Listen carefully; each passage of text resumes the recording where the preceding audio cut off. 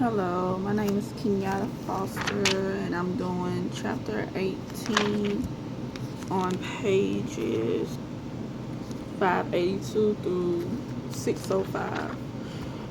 Chapter 18 is talking about a student essay in progress, which is basically how to write an essay, how to brainstorm it, how to revise it, how to do your first and your final draft, and how to do your works cited page also.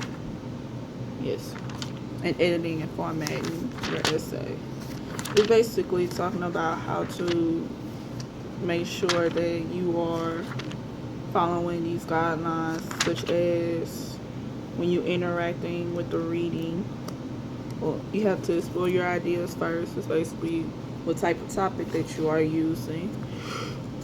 Then you develop a thesis, which is basically your general purpose of why you writing your paper.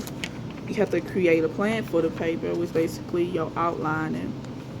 When you outline a paper, it's basically your introduction, your body, and your conclusion.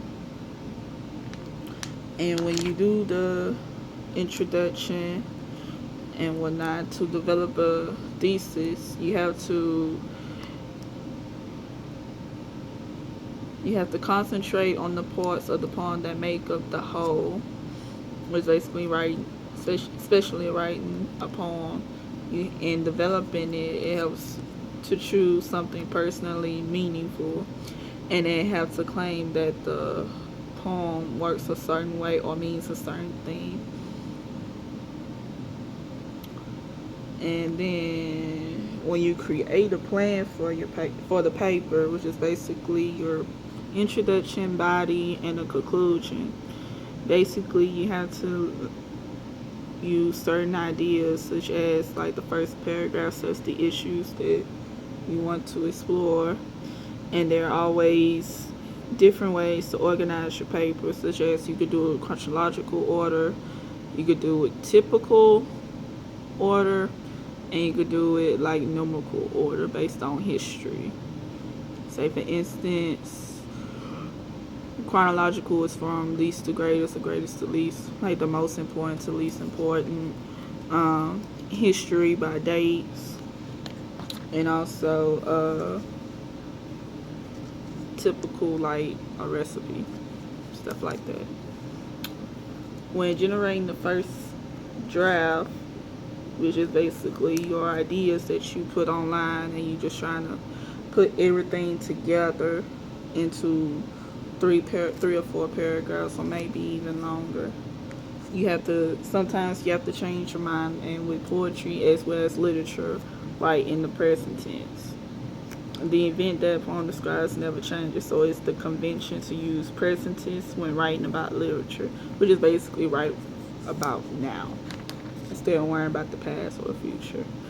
And when you revise it, you revise for like grammatical errors, punctuation, what is first, what is last.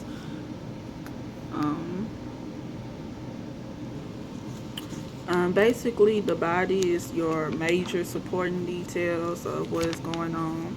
You have your specific purpose of what you are about to tell. Then you have your body, which is the explanation of the purpose.